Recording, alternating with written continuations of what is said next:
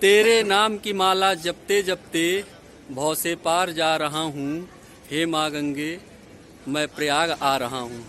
जी हाँ साथियों, आप लोग समझ गए होंगे कि आज जो है महाकुंभ 2025 हम लोग प्रयागराज चल रहे हैं।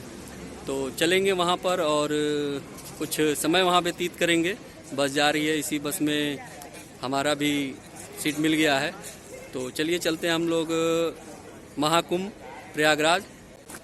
सो गाइस, सुबह के 6:30 हो गए हैं और हम लोग इस समय प्रयागराज कुंभ नगरी में पहुंच गए हैं और लगभग यहाँ से 12 से 13 किलोमीटर हमको पैदल चलना है।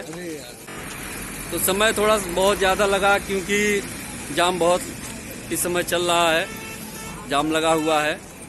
और आप ये देख सकते हैं, इधर ये लोग जा रहे हैं, भीड़ जा रही है।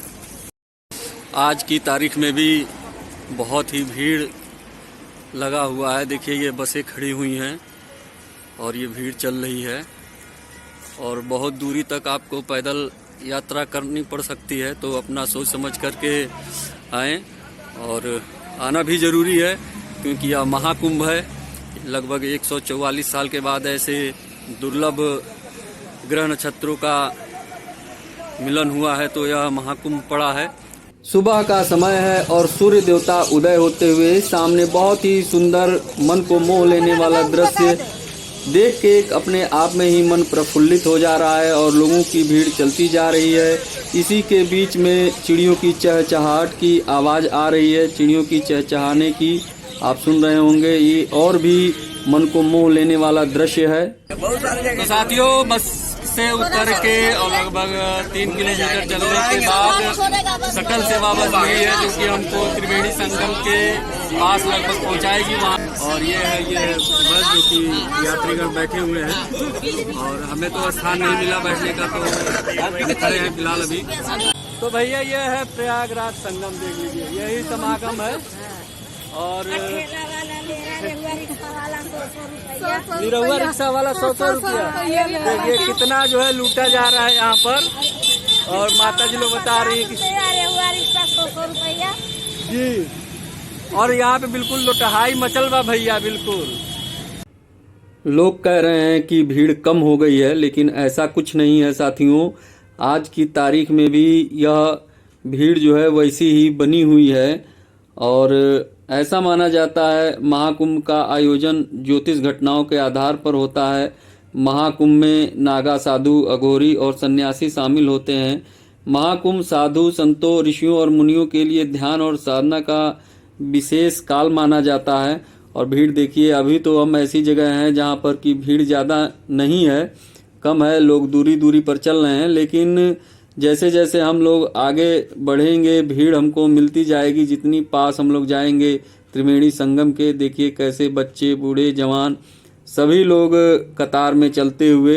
पुलिस प्रशासन भी जगह जगह पर लगी हुई है। यह देखिए यही है प्रयागराज की खूबी और महाकुंभ की खूबी। ठेलिया पर बैठ करके जो है लोग जा रहे हैं, उसका आनंद भी ले रहे हैं। मौज मस्ती का भी एक पल है ये।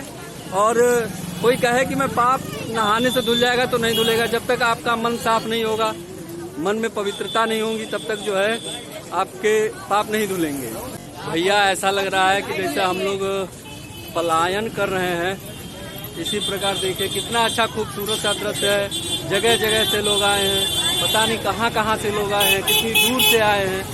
और अभी तक घर में रहते तो आराम से रहते, लेकिन अपना अभी तक जैसे मैं भी हूँ, अभी मुंह नहीं धुला हूँ और 10:30 हो गया है।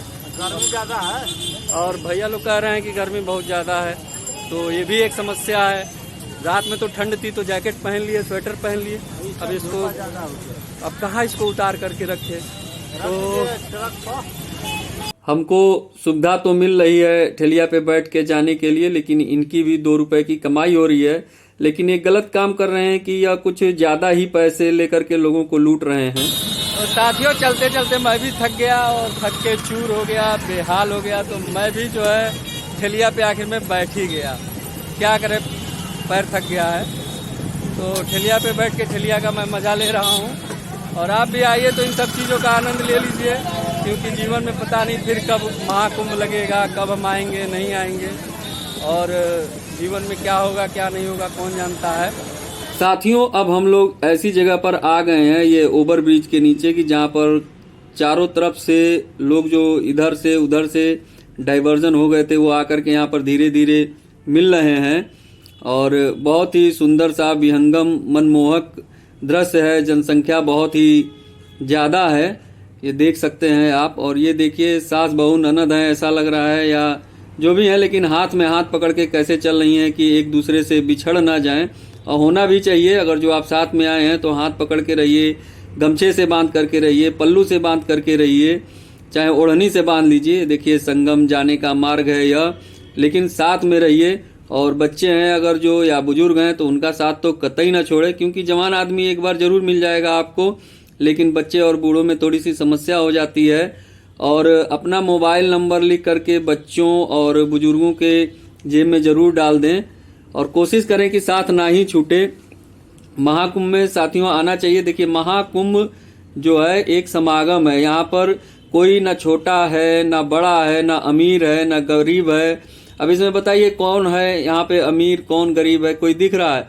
सभी समान है, क्योंकि सभी पैदल चल रहे हैं। ना कोई छोटी जात का है ना कोई बड़ी जात का है, किसी का यहाँ कुछ नहीं है। सब एक साथ डुबकी लगाएंगे, एक साथ आएंगे जाएंगे।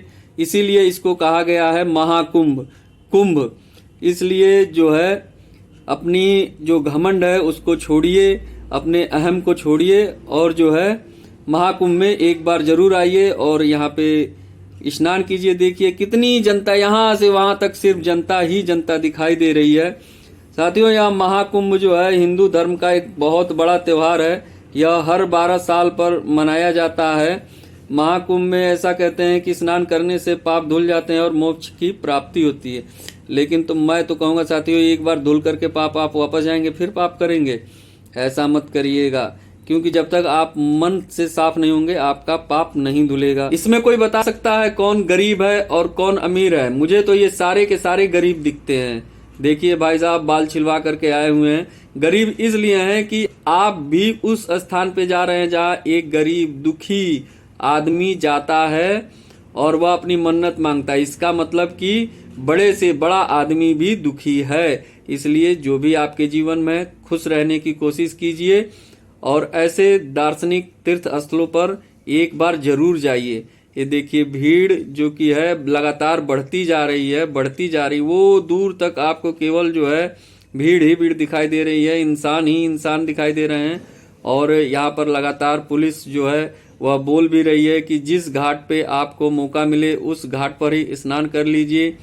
तो साथियों भीड़ लगातार जो है वो बढ़ती जा रही है, इसलिए आप अगर जो यहाँ पर आना सोच रहे हैं तो बहुत सोच समझ करके आएं, क्योंकि एक बार यदि आप जाम में फंस जाएंगे तो निकलना बहुत ही मुश्किल हो जाएगा। 30 किलोमीटर 40 किलोमीटर 50 किलोमीटर के जाम लगे हुए हैं। हमारा ड्राइवर तो पता नहीं किधर से किधर घुमा करके ले आया और हमको लगभग 10 से 12 किलोमीटर ही केवल पैदल चलना पड़ रहा है। लेकिन फिर भी बच्चों को और बुजुर्गों को लेकर के 10-12 किलोमीटर चलना इतना आसान बात नहीं है। देखिए साथियों आपकी नज़र जहाँ तक जा रही है वहाँ तक भीड़ है, जबकि यह मुख्य त्रिवेणी घाट नहीं है। उसको मैं दिखाऊंगा अभी थोड़ी देर बाद, जब उधर चलूंगा तो वहाँ उस घाट पर तो और भी ज़्यादा भीड़ है। तो इसलिए आप आइए तो पूरी जानकारी ले करके सोच कर समझ कर आइए, क्योंकि एक बार यदि आप जाम में फंस गए तो पता नहीं एक दिन बाद जाम खुलेगा कि 2 दिन बाद खुलेगा। तो बच्चे और बुजुर्ग और महिलाएं परेशान हो जाएंगी। यह देखिए मेट्रो ट्रेन ऊपर से जाती हुई, हमारा तिरंगा लहराता हुआ। साथियों इस समय हम लोग जहाँ खड़े हैं यह है काली घाट, और यह सामने आप देख रहे हैं पीपा पुल, जो कि इधर से लोग उस साइड में जा रहे हैं और गंगा मैया बहती हुई चली जा रही हैं। जहाँ संगम है वहाँ पर मिलेंगी। हम भी लोग अभी थोड़ी देर में चलेंगे उस साइड में संगम की तरफ। और यह भाई साहब देखिए कितना ध्यान और मन लगा करके गंगा मैया की पूजा कर रहे हैं। बिल्कुल सजा दिए हैं अपने सामने और एकदम ध्यान मग्न है, इधर उधर नहीं देख रहे हैं। और इधर जो है लगातार लोग अपना स्नान करके गंगा मैया में कपड़े चेंज कर रहे हैं। पुरुषों की तो कोई बात नहीं है, लेकिन महिलाओं से मैं हाथ जोड़ करके आग्रह करूंगा कि कृपया चेंजिंग रूम में जाकर ही कपड़े चेंज करें, बाहर ना करें। और यह देखिए इधर से लोग वापस आ रहे हैं। यह एक उधर पीपा पुल था, एक इधर ये पीपा पुल है। कदम ताल मिलाते हुए चलते हुए बिल्कुल चले आ रहे हैं। साथियों, यह पीपे पुल जो बनाए गए हैं यह गंगा नदी के ऊपर बनाए गए हैं। यह लोग जो है यह संगम पे स्नान नहीं कर रहे हैं, यह सभी लोग गंगा घाट पर स्नान कर रहे हैं। और जिधर संगम घाट है हम लोग उधर चलेंगे। तो चलिए चलते हैं संगम घाट की तरफ। ये है साथियों संगम द्वार। जब आप आएंगे तो इसी संगम द्वार से होकर जब अंदर प्रवेश करेंगे तभी आप संगम घाट पर पहुंचेंगे, जो मुख्य संगम घाट है। साथियों, यह कोई जरूरी नहीं है कि सभी लोग संगम घाट पर ही स्नान करके अपने पाप को धुलें। ऐसा है जहां भी आपको स्नान करने का मौका मिले गंगा जी में, वहां स्नान कर लीजिए। और यह देखिए वापसी मार्ग का यहाँ पर एक बोर्ड लगा हुआ है और यहाँ पर ये कुछ जवान जो कि सैनिक हैं इनको लगाया गया है जब से वह भगदड़ हुई थी और आग लगा था उसके बाद से।